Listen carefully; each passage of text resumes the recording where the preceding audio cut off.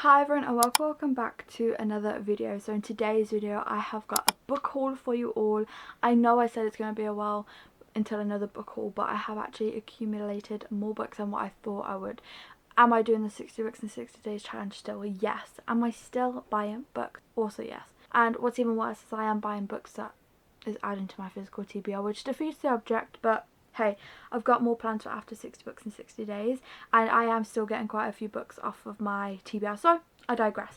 But let's just get right into this video. Okay, so first off, I thought I would start off with the best ones, or the prettier ones, shall I say, and I got very loot editions of the Chestnut Spring series, so I'll show you individually. So we have Flawless. I mean, look how stunning that is. And then it has the sprayed edges as well. And then if you take up, then we have that. And if we take off the dust jacket, it also has beautiful inside, like, covers that's actually on the hardcover.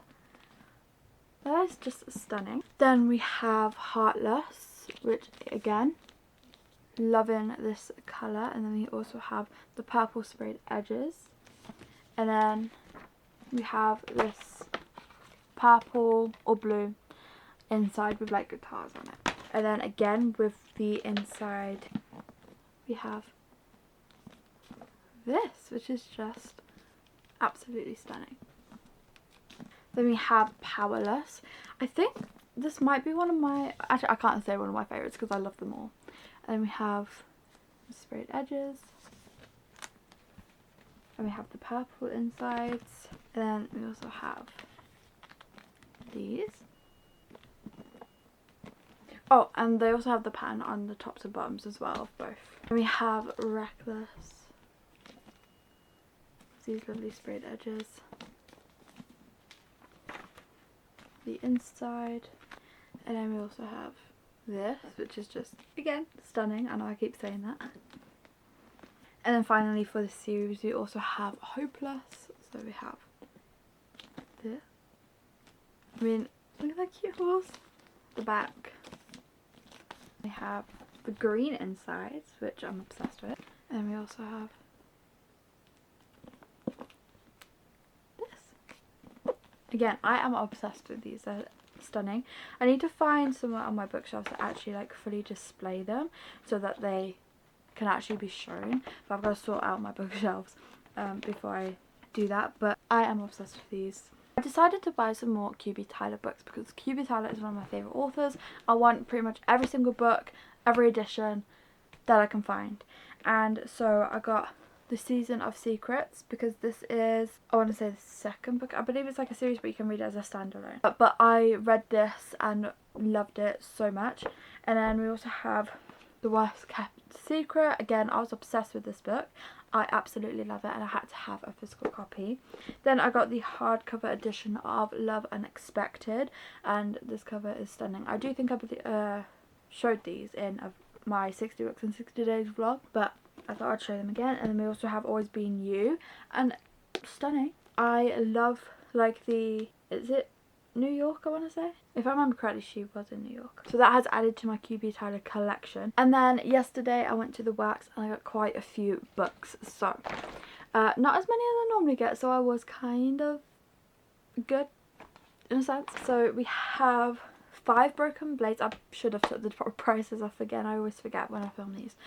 With these sprayed edges, which I think are just stunning. I don't know what this is about, but I have heard a lot of people talking about it, and I don't know, it looked intriguing to me. Let the Best Liar Win. See, it does sound really interesting. I also love the cover. But yeah, very intrigued by this one. If you have read this, let me know. Did you enjoy it? Then I also got Feybound. And again, this is one that has been going around quite a bit so far, and I have heard a lot of amazing things about it. It says, imprisoned by fate as a warrior in the 11th Army, Iran knows she'll die on the battlefield, but her sister Lettel A divider seeks prophecies of a better future, divided by blood.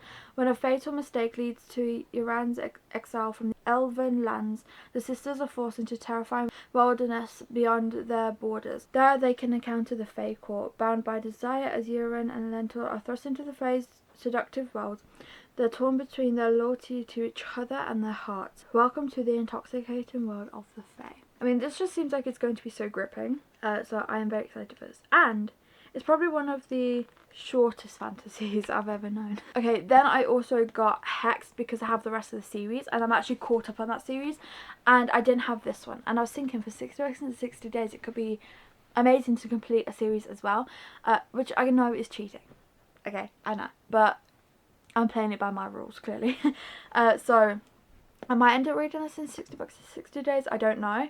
But I wanted to finish the series anyway because, I mean, I have one more book left, although this is like almost 600 pages, which is terrifying. But I am excited to get into this one because I have really enjoyed the series. Then we have First Time Caller, and I also got the Sprayed Edges as well. I have heard a lot of things going around about this one so far, and a lot of people are loving it. And this is from B.K. Boris, who wrote like the Different Springs series. I don't know what the series is called, but it has like the Different Springs. So it has Love Like Farms, In the Weeds, and there was another book, Mixed Signals, like that series. So I am intrigued because I've read Love Like Farms and I did really enjoy it. So it says Aidan Valentine has a secret. He's fallen out of love with Love, which are the hosts of Ballinmore's romance hotline Heartsting, a bit of a problem. When a young girl calls in the station asking for dating advice from her mother Lucy, the interview comes viral, thrusting Aidan and Heartstrings into the limelight. Lucy Stone thought she was doing just fine, but with all the Ballinmore scrutinising her love life, or lack therefore, she begins to question whether she's happy as she thought. Maybe a little more romance wouldn't be such a bad thing. Everyone wants Lucy to find her happy ending, even the handsome temperamental man calling the shots. But as sparks start to fly behind the scenes, Lucy must make the final calls between a radio-sponsored Happy Ever After or the man in the headphones next to her. Oh, okay, so this sounds very interesting. Okay, I'm very excited for this one because I actually didn't know what it was about before, just now. Then we have The Wingman, and this is the third book. I'm not sure what the series is called, but it's Behind the Net and also The Fake Out. I really enjoyed those books, so I'm very excited to dive into this one because I believe, is this the last one in the series? I'm not sure if there's going to be another one. But it says the best way to gain confidence after years with the wrong guy, get lessons in love from my best friend. Hayden Owens is the hottest defenseman in pro hockey, confident best friend and my new dating coach.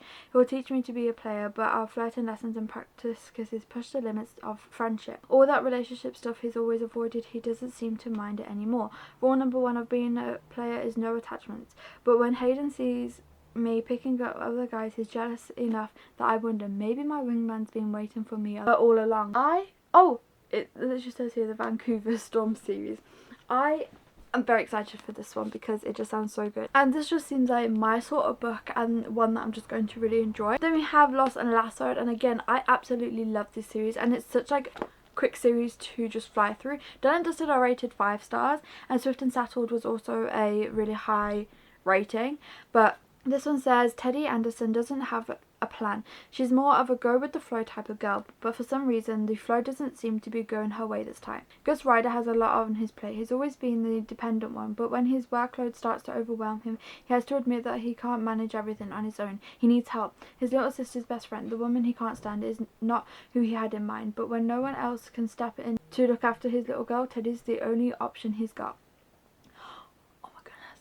Teddy's flair tension builds, and for the first time ever, Gus and Teddy start to see each other in a different light as new feelings start to simmer below the surface. Can they keep things cool, or will both of them get burnt? I forgot, this is a single dad romance. Okay, I think I might have to read this like today. This sounds so good. And I am also currently doing a readathon as well as I'm filming this, and it's only 300 pages. I'm going to be reading this today because if you don't know, it's already single dad is like my favourite trope. And also like small town, cowboy, everything I love in a book. Then we have The Dixon Rule by L. Kennedy, and I've been needing to read this one for a very long time. I actually got this as an ARC through NetGalley a while ago, and I just never got to it, unfortunately, so I do need to read this one. But I like the first one. I believe I heard some good things about this one as well. I think it's kind of giving off the vibes of The Wingman, where he is like doing her a favour, or like they a bit of like enemies to lovers maybe.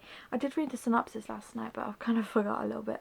But yeah, this one does sound really interesting. I am a little bit nervous because of the length. It's like almost 500 pages, which is a little bit nerve-wracking for a romance, because sometimes that means that they can like drag on a little bit. But if you read this one, let me know what your thoughts were about it, because I am intrigued. Okay, then this is another one I'm really excited for, because it means I could read it now, and I've been wanting to read it because everyone is literally reading this, and I'm getting a lot of FOMO, and that is Deep End by Ali Hazelwood. And also it's about a swimmer. Say less, because that has grabbed my attention already. I just love swim romance, and I don't read many. I think I've only read one. You know, I loved it. Yeah, and I heard a lot of people have been loving this, so I do need to get to this one. Then we have Quicksilver, and I again have been seeing everyone reading this and loving this, and I was getting FOMO, so when I saw it I was like, I just have to pick it up. I need to read this. Oh, also this has like the reverse dust jacket, which I forgot it had. I'm trying to show you without taking it off. So obsessed with that as well. But yeah, classic me. I don't actually know what this is about. I've just seen everyone reading it and loving it and thought, I feel left out. Let me know what you thought of it.